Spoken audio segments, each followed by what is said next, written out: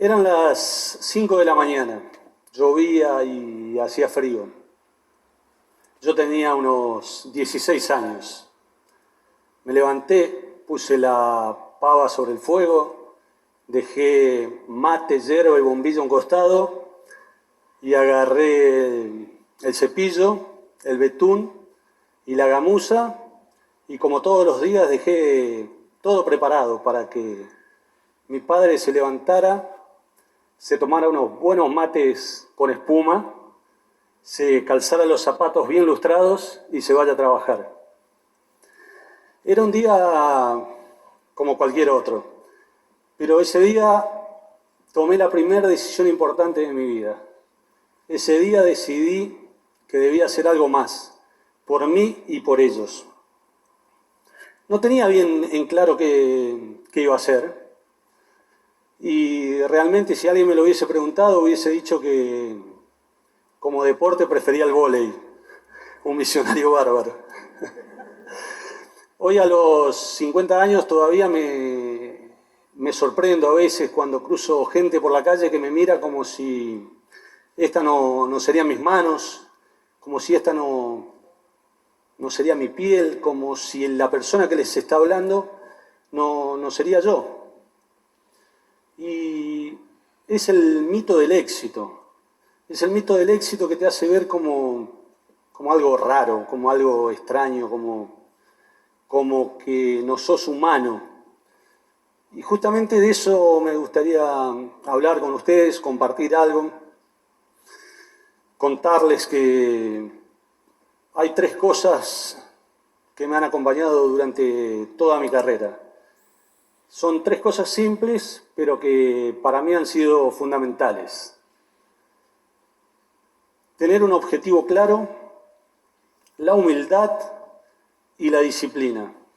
Objetivo claro, humildad y disciplina. Ese día de lluvia, yo focalicé mi objetivo. Y como les decía, no tenía bien claro qué iba a hacer, pero estaba decidido a intentar lo posible y lo imposible para forjarme un futuro diferente. En esa época, hace varios años, en la época del 80, 90, el 99% de los chicos que intentaban llegar a ser profesionales en el fútbol fracasaban. Yo estaba en la pensión de Newell's, estudiaba porque así me lo exigían y entrenaba todos los días, sabiendo perfectamente que solo el 1% de nosotros lo lograría. Y en la pensión éramos 8, así que no me daban las cuentas. No me daban las cuentas. 1 año y medio tardó mi primer contrato en llegar. 1 año y medio lleno de dudas. 1 año y medio sin saber si los eternos viajes en el norte, a Rosario, que en esa época le ponían 10 horas, si esos eternos viajes para ir a dormir abajo de una tribuna de cemento, abajo de una cama que no era de cemento pero se parecía, a entrenar, a estar lejos de los amigos, de los padres, de mi novia, sin saber si todo ese sacrificio me llevaría a un logro concreto. 1 año y medio. Recién les había dicho que la expectativa de la carrera de futbolista era de 10 años. Así que yo ya había gastado el 15% del tiempo que tenía a disposición. Había que seguir. Entonces en Rosario conocí a uno de mis más grandes mentores, Marcelo Bielsa. No sé si les pasa, pero uno suele escuchar a las personas que admira, que respeta de alguna manera. Y yo había aprendido en mi juventud que debía escuchar. Uno de los momentos más esperados por mí cuando era un niño, cuando era un joven, era la sobremesa de los domingos. Ahí podía escuchar las historias de mis abuelos, de mis padres, de mis tíos, de los amigos de ellos, y siempre podía rescatar algo. Por supuesto que había infinidad de historias y muchas terminaban con un final feliz y otras no tanto.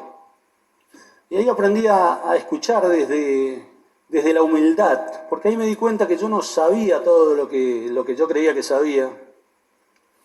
Me di cuenta que escuchando desde la humildad, uno puede rescatar siempre, más allá de la persona que tenga enfrente, de su condición social o de su aspecto, siempre se puede rescatar algo. Y siempre mantuve esa humildad, ese aprendizaje. Inclusive muchos años más adelante, cuando mi carrera ya estaba afirmada, si así se puede decir, me tocó un técnico que me sugirió que me cortara el pelo para poder jugar en su equipo. Por supuesto que me parecía una broma, porque yo ya hacía 6, 7 años que jugaba en Italia. Para mí tener el pelo largo era como caminar, era, no sé, como vestirme, era una marca registrada. Y me sorprendió. Y ahí vino afuera la humildad, de la que le hablaba antes. La humildad que me ayudó a controlar el ego, que en esa época lo tenía allá arriba. Había hecho un montón de goles, jugaba allá en la selección, así que uno tiende a volar. Así que esa humildad me ayudó a controlarlo y a decidir de cortarme el pelo, porque me di cuenta que mi objetivo era hacer historia en la selección. Y eso era mucho más grande que cortarse el pelo. Y más adelante también hubo un caso donde me ayudó mucho. Yo jugaba en la Fiorentina, vino la Roma a comprarme. En la Fiorentina yo era poco menos que un rey. Podía hacer cualquier cosa. Aparte de jugar mal, podía inclusive decir algunas barbaridades que nadie me decía nada, porque ya me había ganado el respeto en esos 6 o 7 años que había estado ahí. Entonces la Roma, lógicamente, dicen, este está cómodo ahí, lo tenemos que entusiasmar, lo tenemos que incentivar.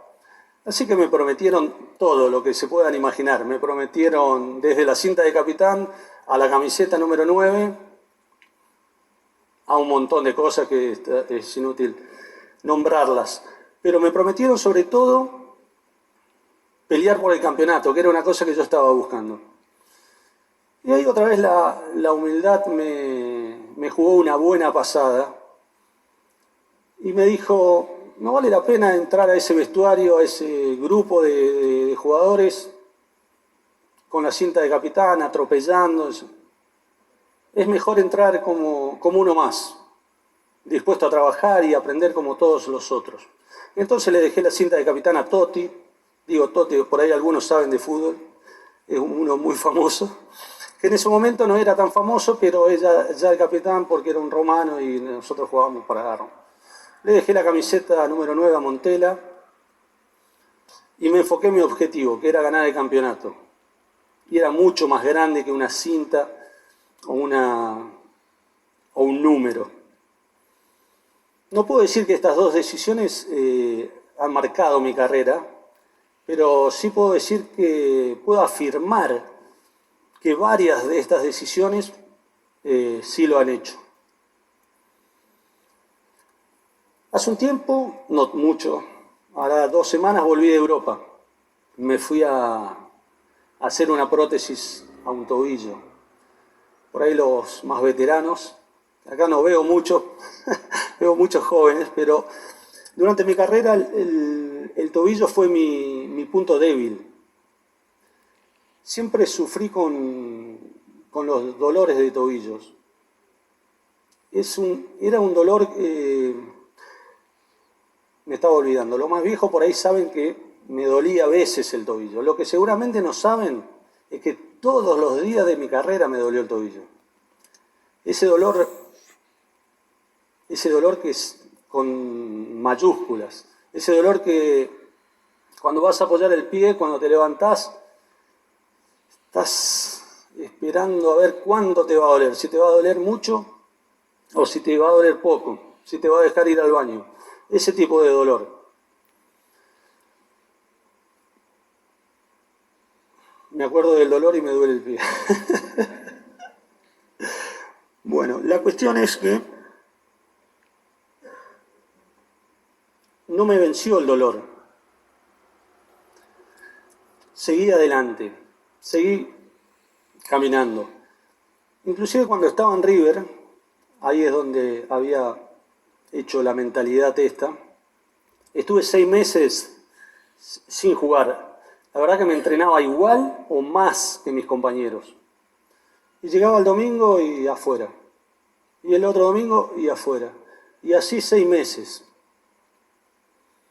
6 meses donde por supuesto se me pasó por la cabeza varias veces volver a Rosario, que era el club donde yo había surgido, donde había salido. Era un club que conocía, un equipo de compañeros, una ciudad que me quería, me sentía protegido.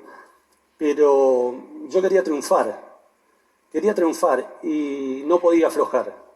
Si quería triunfar, debía exigirme más, debía sacar fuerzas desde donde no las tenía y debía continuar a desafiarme y hacerlo y hacerlo y hacerlo.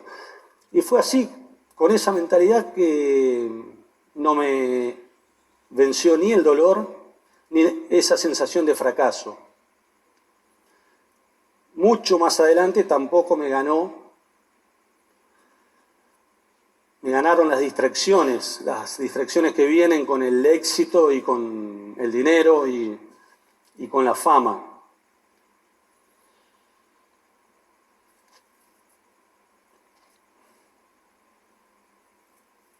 Estaba pensando esto y me emocionaba un poquito, pero eso es lo que yo llamo disciplina.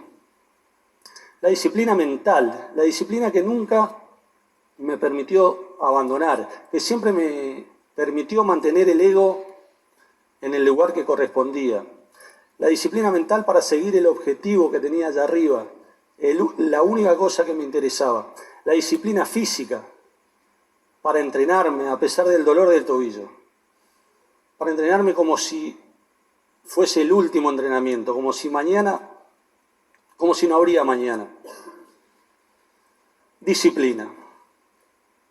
La misma disciplina que aplicaba todos los días para levantarme, preparar el mate y lustrar los zapatos.